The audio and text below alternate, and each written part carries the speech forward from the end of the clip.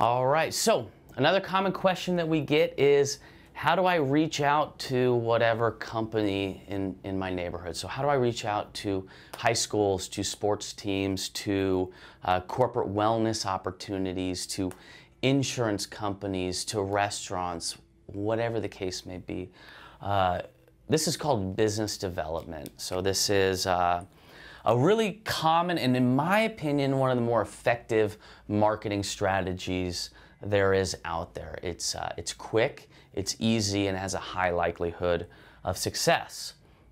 How do we reach out to these people? As business owners, right now you probably have 50 emails in your junk folder that you got from companies today trying to get you to carry their products or their supplements, or try their special marketing thing, or get you leads, or whatever the case may be, and you just kind of like, you swipe all that away.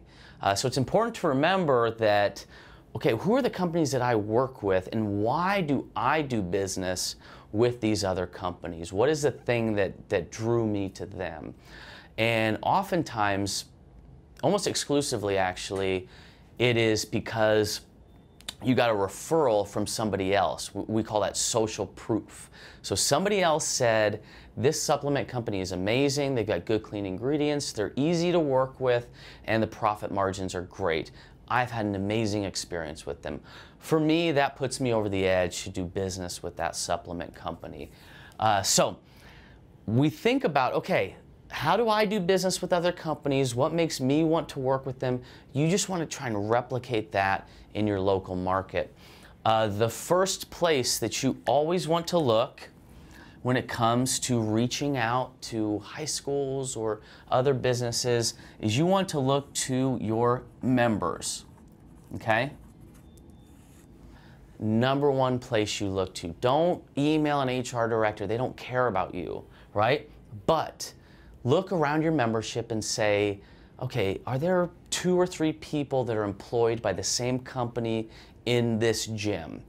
Awesome. I'm going to reach out to them, and I'm simply going to say, hey guys, will you share your story with me? I kind of want to hear, how has this place increased your productivity? How has working out given you more energy throughout the day? Have your healthcare costs gone down? Are you off any medications? Do you go to the doctor less as a result of coming here? What does your life look like before coming here, and what does it look like after coming here? So now you have names and stories. We're going to use those people to go to these HR directors. With high schools, what do we want to look to? Same thing, we want to look to members, but parents. Yeah. So parents hold the keys to the kingdom when it comes to doing any sort of training with young people. So a great thing to do here is reach out to some parents that you know that trust you, they're members, they know that you care about their kids and their performance, and you say, hey guys, I would love to try a little 4-week off-season training with your athlete or with your kids. And let's get that, we'll injury proof them, help them with some foam rolling, some strength training, whatever the case may be. But you're building trust within your 4 walls, controlling what you can. Then you're going to build a story to go to the outside world with, okay? This is where we start. Don't cold call or cold email anybody. Start here and build up some success stories with people that are involved with the companies or schools that you want to work with. That's step 1. Step 2 here is you want to give these companies something that they need. So you maybe have something that they don't, and you just want to give to them. That's it. No strings attached. I want to give you this thing. So a couple things that I think about. Companies always want some type of team building, right? So you don't want to jump to this 8-week fitness challenge with the company down the street.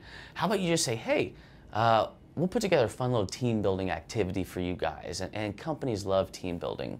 So you're providing something that they need, you're doing it for free, and you're establishing trust. You got your foot in the door with existing members.